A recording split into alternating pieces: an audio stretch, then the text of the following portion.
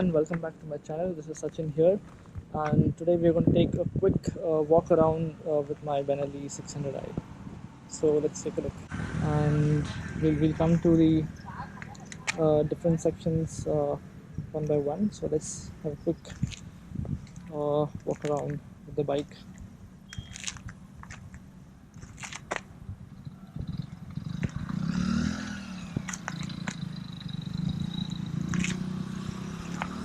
So as we can see here, this is the front view of the bike. You can see the 120 section tires in the front, and straight up there we have this huge headlight assembly here, and most of them find this to be the most ugliest part of the bike, but I think it's pretty much good in shape. And the number plate is right mounted in the front. So we have a double disc setup here. So one disc is on this side of the wheel and the other disc is on this side of the wheel. And then we have the huge upside down forks mounted here. So this is the indicator setup. We get LED indicators here, although the headlights are halogen bulbs. Coming to the side portion, so this bike does not get a fairing, so we have a fairly naked sports bike here. So we can see this trestle frame in red, and then holding this huge engine here. You can see the inline 4 exhaust. So we have the header pipes coming right out of the engine, and we have the radiator setup here. So I've added a guard to it, so the radiator sits right behind it. So I've also installed some frame sliders to just protect my bike. So we have a single suspension setup, a monoshock, which is mounted on the right side of the vehicle. It's not at the center of the vehicle, since the center portion is taken by this the silencer pipe, and it runs right beneath the seat and the pillion, and the exhaust tips are at the rear.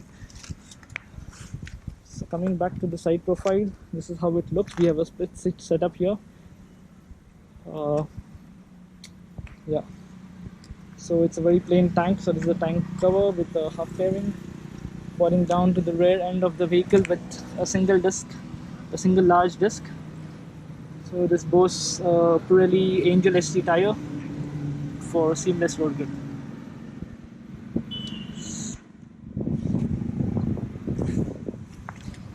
So at the rear we can see the twin exhaust setup with the number plate mounted on the rear. So I have not installed any tail tidy here. So that's all about the tail tidy and the LED tail light. So we have LEDs for the tail light, dual exhaust coming out from the four cylinders. On the left hand side is pretty much plain. You cannot see the suspension since it's mounted on the right hand side. We have the footrest for the pillion, and the set of the frame slide is installed on the rear, so they don't come from the showroom. You have to install it additionally. So foot pegs for the rider, side stand, and that's all. So let's look at the seat setup. Let's look at the top view of the bike. So this is how it would look from the top angle, and moving forward, the split seat setup, and then this tank which narrows down here for the comfort of the rider. A huge bulged out tank, and this is how it looks from the top. So this is the tank cap, followed by a very simple tachometer odometer. So it doesn't show the gear indicator, so there's no gear indicator for this. There's no gear shift indicator for this. So the key slot is provided here, and it's not somewhere on the meter here, followed by simple switches. So I think they're of pretty good quality. The hazard switch is provided here. You have a switch to turn on and off the ABS. Yeah. So the mirrors, which kind of taper out in the end, somehow reduces the field of view, but that's somehow fine. So as you can see, the shocks have no adjustability here on the top. And then you have the engine kill switch, the light switch, and yeah, so the engine kill switch, the light switch, and the start stop switch. So we have the front brake levers installed here, and the clutch here, for the clutch lever here. So that's all.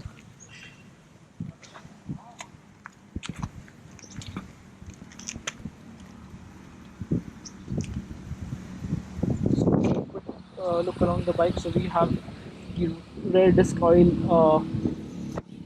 bottle here, so supplies the disc oil to the rear disc, and we have, of course, the front disc oil, this cylinder.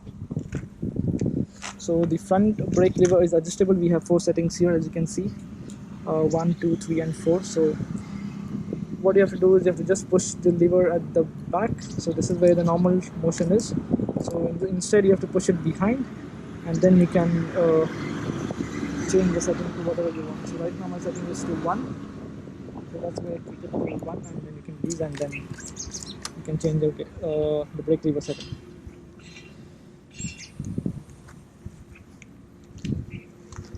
So that's a very simple and a quick walk around. So I can also show you at a different angle.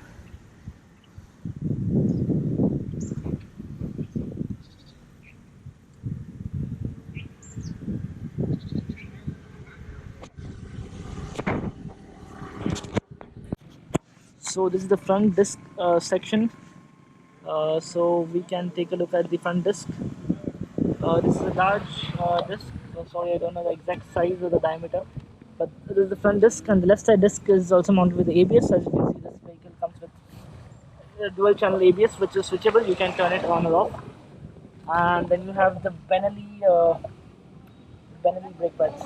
4 header pipes coming out of the engine block. You can see the oil filter right behind the header pipes.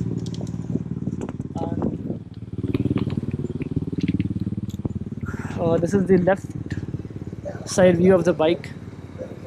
Just to give you a quick look again.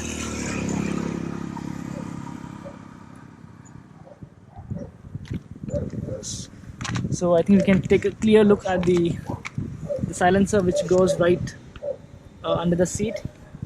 So it comes right beneath the engine, runs upwards beneath the other seat, and then it turns all the way under the seat, and then goes out to the exhaust. Yeah.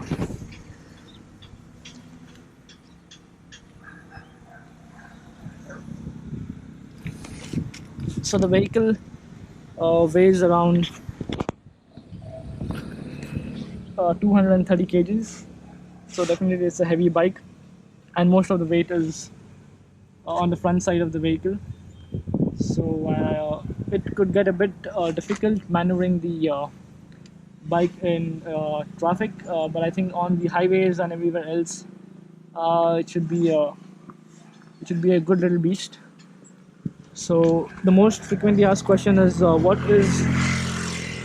is the average of this bike? So recently I traveled 550 kilometers after my servicing, and I think what I estimated was I was getting an average of 24 kilometers per liter, and that is on the highway. That's the NH4 connecting Belagavi to Bangalore, and I think in the city it should be somewhere around 15 to 18. I think 18 is what the company claims, but you can consider it to be somewhere around 14, 15.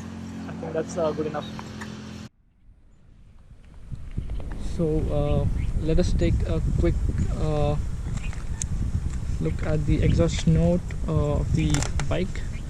So we may have to wait for some time to make sure that there's no noise coming from behind.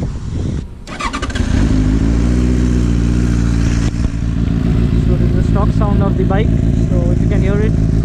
So this is the idling sound.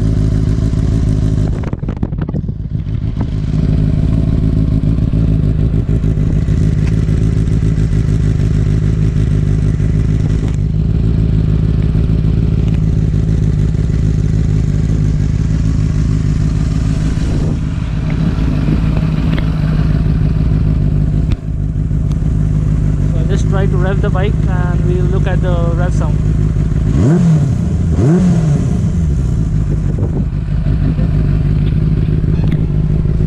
So that's all, guys. We are in the residential area, and I don't want to disturb the people around, so won't be revving it all the way to 8,000 9,000 rpm, but let's just take a look at the rpm meter.